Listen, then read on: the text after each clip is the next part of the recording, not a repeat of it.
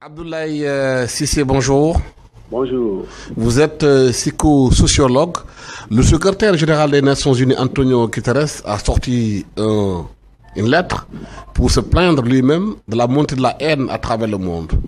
Qu'est-ce qui peut expliquer ce genre de situation? Voilà, merci beaucoup, M. Diop. Je pense d'abord que ce communiqué sorti par le secrétaire général de l'ONU vient effectivement à son heure, parce que nous constatons tous quand même une certaine montée de la haine, voire de la violence dans le monde.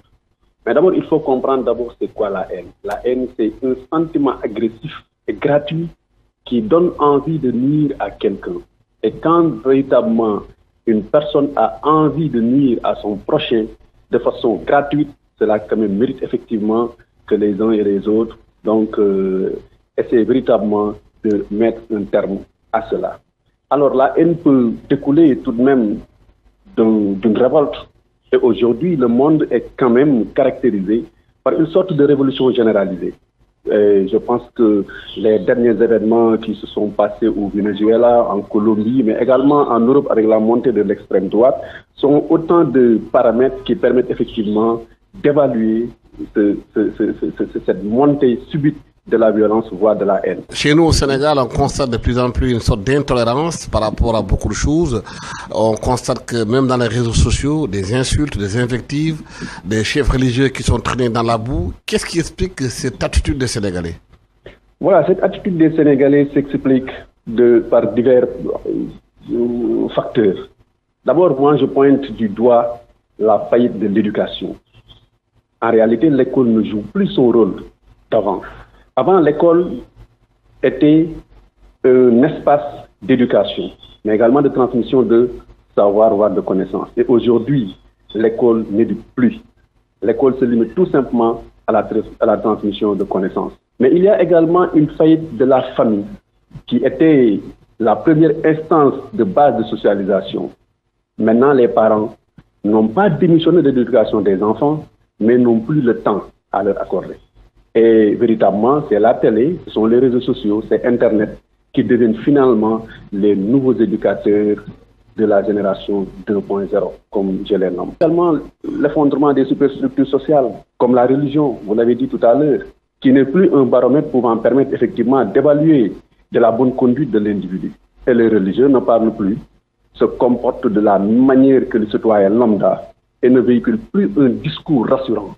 Donc, ils ne sont plus des références, en tout cas sur qui les disciples de façon générale et la population s'orientaient à chaque fois qu'il y avait véritablement le besoin ou bien la nécessité. Quelles sont les conséquences de cette justement intolérance, cette haine sur le corpus social?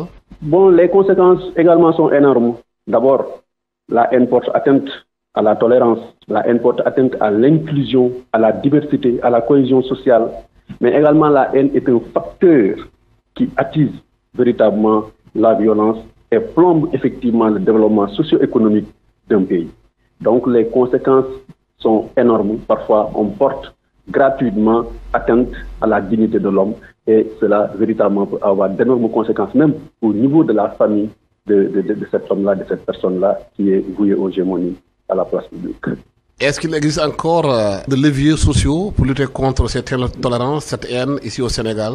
Véritablement, il existe des leviers. Et moi, je pense qu'il faut activer 3 leviers. D'abord, la promotion de la culture de la paix, à travers les médias, à travers les discours politiques, mais également à travers les religieux. Deuxième levier à activer, instaurer un dialogue sincère au niveau même de la population. Ça doit être un dialogue social sincère, où les termes de référence sont clairs et où le débat également est sincère. Troisième levier à activer, l'acceptation de l'autre et de la diversité. Parce que ce qui conduit généralement à la haine, à la violence, généralement, c'est le déni de l'autre, la négation de l'autre. Donc, il faut essayer véritablement d'installer, d'implanter l'acceptation de l'autre, la culture de l'altérité. Je pense que ce sont les 3 leviers sur lesquels, si nous nous appuyons dessus, véritablement, nous pouvons mener un combat contre cette haine, contre cette montée de la violence gratuite. Abdoulaye Cissé, psychosociologue, je vous remercie.